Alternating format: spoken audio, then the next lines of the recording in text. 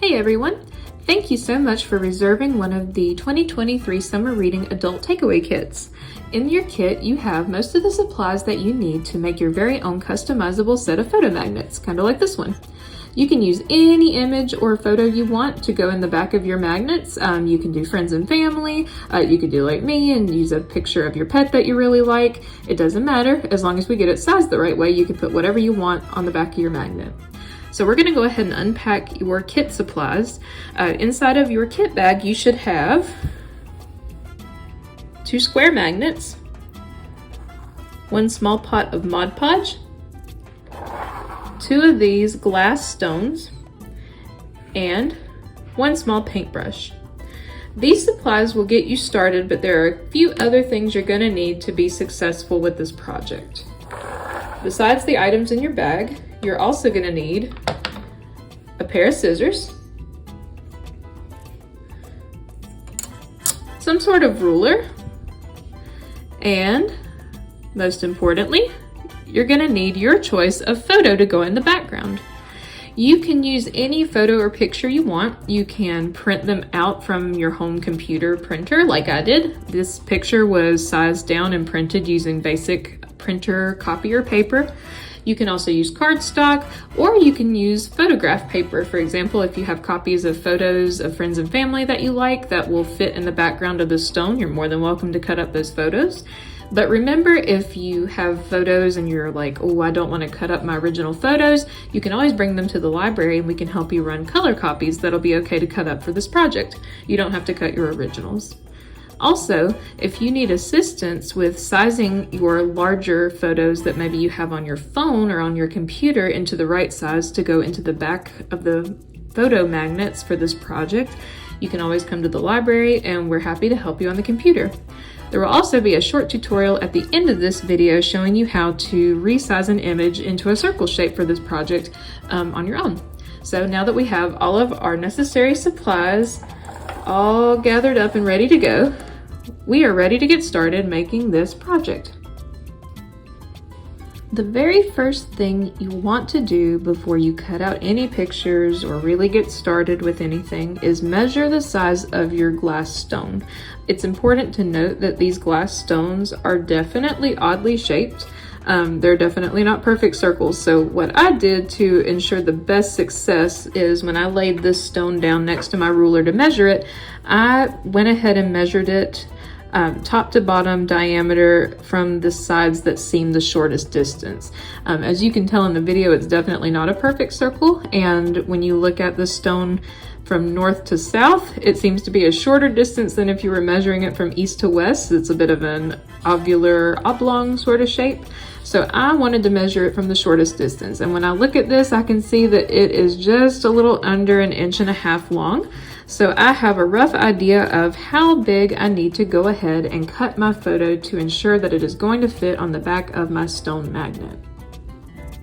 Once I had a rough measurement of my stone's diameter, I went ahead and cut out my photo. Now, you can definitely see that, of course, the stone is not a perfect circle, and my picture is definitely not cut into a perfect circle, and that's actually going to be just fine. So just to make sure that your picture is going to fit properly on the back of the magnet, it's most important to remember that the picture needs to be smaller than the stone in order to make this work and stay in place properly. So this is the curved side of the stone. So now what I'm going to do is flip it over so we can see that smooth backside. And I'm going to take my photo and place it over the top. And if you look straight down where the photo is to the stone, you can see the edge of the stone all the way around the photo very clearly. That's a good thing. That's what we want.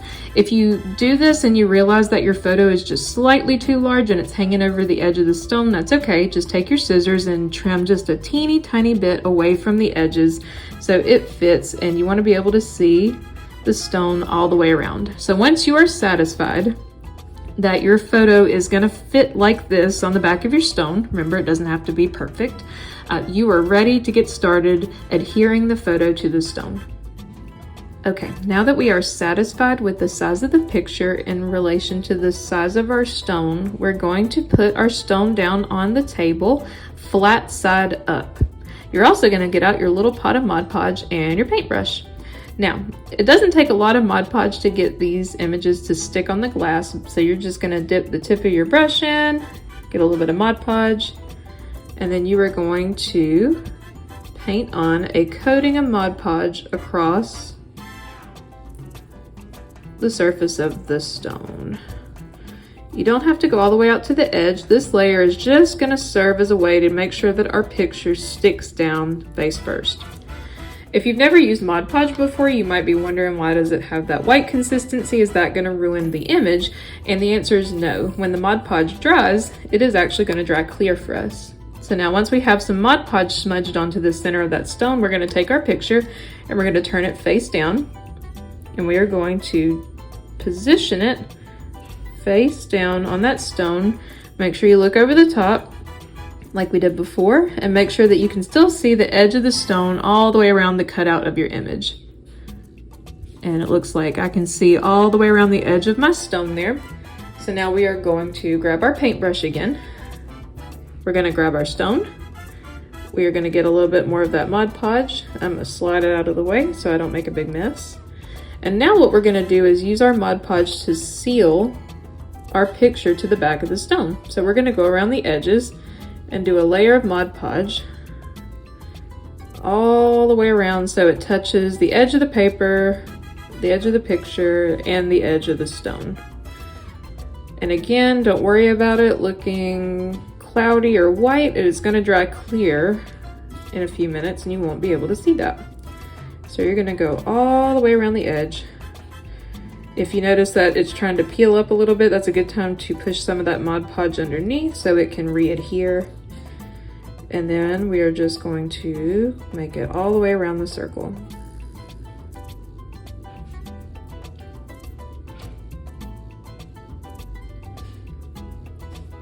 All right.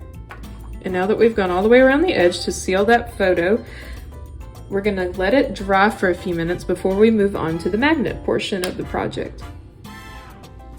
Okay, I have given my magnet about 5-6 minutes or so to dry, and it's just about there. So I'm going to go ahead and add on the very last step of the whole magnet project, the actual magnet. So in your magnet kit, you have a couple of these square magnets. Now these square magnets actually have their own adhesive, so if you want to, you can just use the plain old adhesive side here. It's pretty sticky. If you're like me and you'd like a little bit of extra security, you can always go back into your Mod Podge and just add a couple little dots in the center of the magnet to give it just a little bit of extra sticking power. So once you have on your Mod Podge, you can take your magnet, sticky side down with the magnet square, and just smash it on there nice and good. And then voila, you have a really cute custom photo magnet that's ready to go on your fridge. And remember, if you make one of these really cool creations, take a picture of it for social media and tag the library. Our social media handles will be on the end of this video. Also, a tutorial for how to make your own small circle-shaped photos to print from home or from the library will be featured at the end of this video as well. So thank you so much for hanging out, making this project with me today, and I hope everyone has a super awesome, happy summer reading 2023.